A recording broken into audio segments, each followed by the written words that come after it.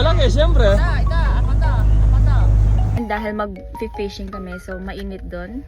And meron akong dalang sunscreen from YouGlow Babe. And maglalagay lang tayo. Like a little bit. A little bit lang. Unisex yan? Yes, it's unisex. Right. Para ka nang naka-light foundation kasi meron ng SPF 50 PA+++. Kasama natin ang kidnap, ang kapital, at ang tanod, at ang... Ang promo. Aray, sinundot mo! Maaga pa nga lang ay bumiyahe na kami para dumayo dito sa Miyurashi, Kanagawa, Ken. Sasakay nga pala kami ng bangka para lang dito sa Pamimingwit. 10,000 yen nga pala yung bayad kapag lalaki, tapos 8,000 naman kapag babae. Kasama ko nga pala ngayon si Senpai Bon. O diba, gentleman yan. So, mabait yan, mabait. Sa mga hindi nakakaalam, sobrang hilig kong mamingwit. As in, sobrang gustong gusto ko talaga to. And first time ko sumakay sa bangka para manghuli ng isda dito sa Japan, kaya sobrang excited ako. Sana may mahuli tayo today kasi nakakahiya naman, di ba? Nakakahiya sa bangka kung wala tayong huli. Dapat sulit yung bayad natin. Yung bag natin, magkamabasa. Kasama ko din nga pala si Kidnapper. Ingat kayo dito. Tapos Angie,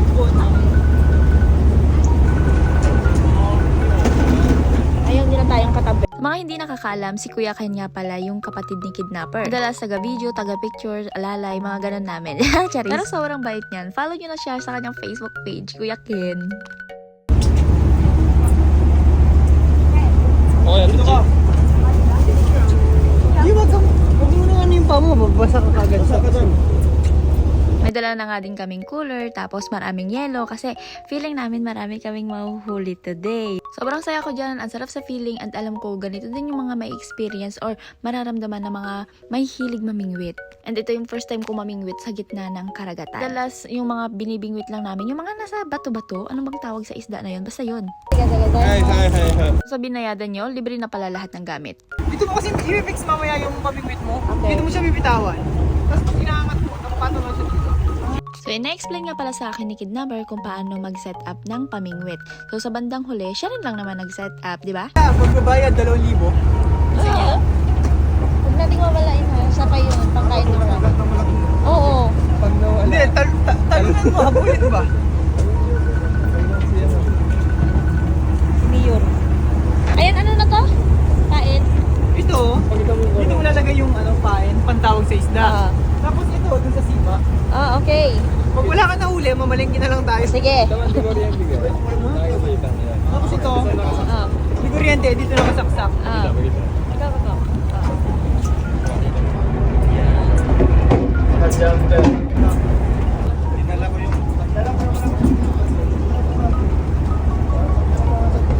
And eto na nga, magsisimula na maglayag ang ating bangka.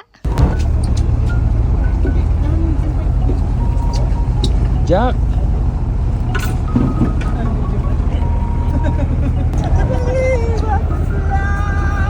Ay, gawin namin ng kaya ganito. Ngayon sila. Ang transition? Ikaw yung gawin, hindi ka magbigay mo ng lumot. Oh, yan. Isupay, saong ni Kidnapper, kit kakarod mauawatan, di magbagana. Nakatado tayo magbagana, kat agsasaong mo ti kapampangan, kit kasanok karod maawatan, di ba? So, no makita yung akot, nakadado kami, 20 sa nga nasurok, tapos tatakot apang kami jay taaw.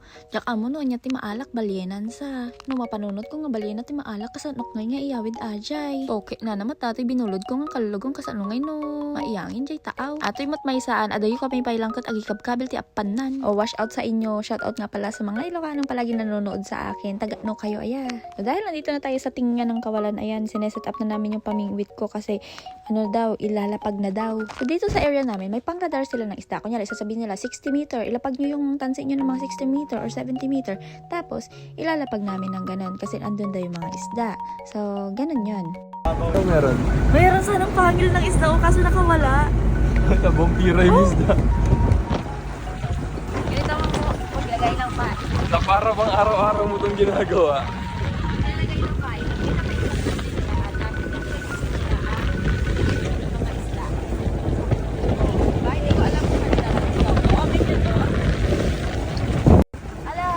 Oh. 6:20 na? 6:30 na? Inisip na ako. Yes. Kailangan natin gawin. Pagpalaman mo. Huwag. Sorry.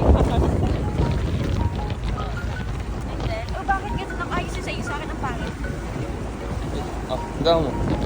Unang huli ng grupo. Ay! May nakuha ka na, G. Yes! Ito, yangat. Sa baba. Wow!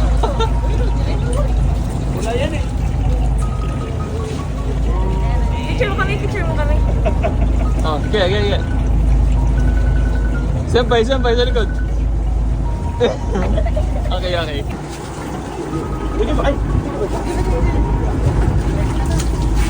At nililinis nga ni Senpai Bonyo na huli naming saba. O diba, ang taba niya. Meron siyang mga itlog-itlog.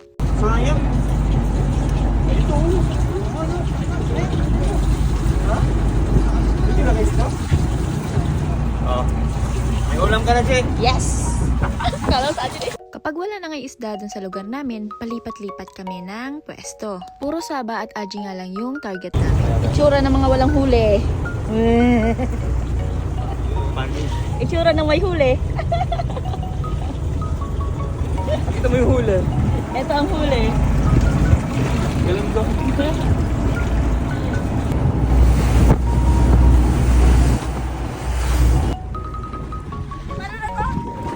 Ikot mo muna konti ba? Okay, tama na. Hawakan mo yung tali. Tama na. Ilagay mo dun sa lalag. Larga mo muna, larga. Tayo mo. Yan. Ilay mo yung tali. Ilay mo yung tali. Ayan ako. Andy ka for 3 points. Paano ko mahihila yan? Ayan na nga siya. At ayan na nga siya. Ah, grabe. Uy, kaliitot mo tayo. Diba, oras na. Pasok na. Ayan. And ayun sa wakas, nakahuli din ako ng aji. So, mas maliit siya compared sa saba. Sikat din yan dito sa Japan dahil masarap siyang gawing sashimi, fried fish, o kaya yung inihaw lang. Dalawa. Ay, arigato dito.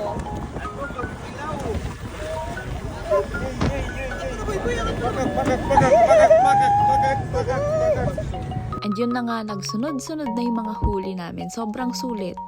Yeah. What's up, my man? Anong huli natin, Dal? これアジ？あ、これサバ。いい？いいですか？いっちゃっていい？いいです。どうやってですか？あ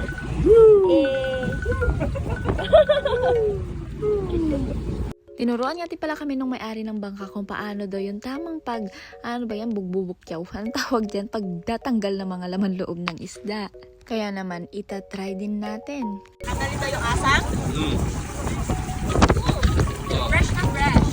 Fresh from the sea. Pakita mo yung sea. Pakita mo yung C. A, B.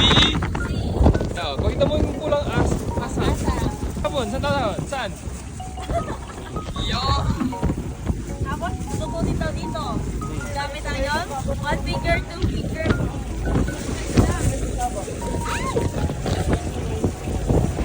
Ba't yung ano? Ay, nilagay sa rep.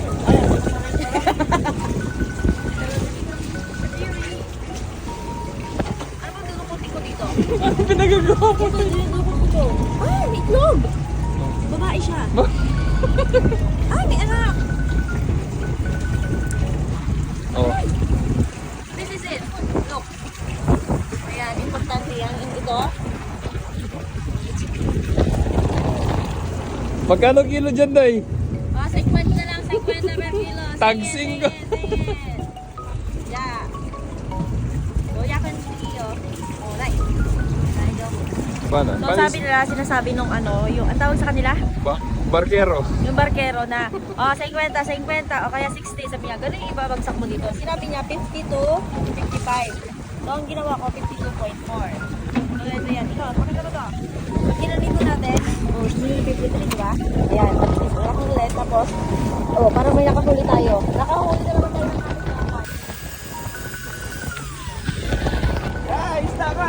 Isda. Huli.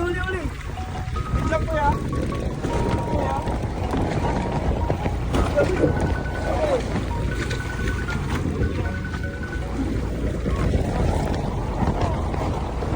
Aray mo! Aray mo! Dito mo yun, dito ipakita mo.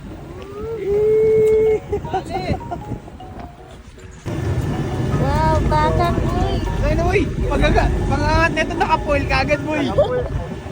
Nasa may 33 pa. Pagdating ng 1. Kaangat natin sama-sama yan. Ha? Talaga, eh? Walang tao kanina. Ay, yan yan, sa kanya yung tulad nyo. Ito naman, hindi naman lang dinahan-dahan, excited.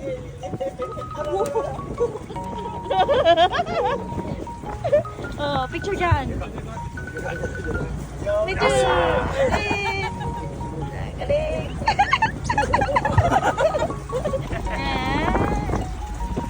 Tamang pagtanggal ng sungki. Uy. Grabe, sobrang successful yung fishing day natin today. Nakahuli kami ng Sabat Aji. Naka-experience pa ako sumakay ng bangka dito sa Japan. Pang ilang linggo na namin tong ulam. So, ayan. Sobrang lalaki. Ano kayong pwede nyong ma-recommend na luto dito? Yung isang linggong pagod ko nawala dahil dito. Alam niyo na, minsan kailangan nyo lang talaga lumayo saglit sa sobrang busy at nakakabagod na buhay. I-enjoy natin yung bawat araw para, alam niyo yun, nawawala lahat yung pagod natin. And kung nagustuhan nyo yung content na ganito, mag-comment lang kayo kung ano pa yung gusto nyong iparanas sa amin. And sure, pupuntahan namin yan. So kung hindi nyo pa ako na-follow, don't forget to follow and share. Thank you!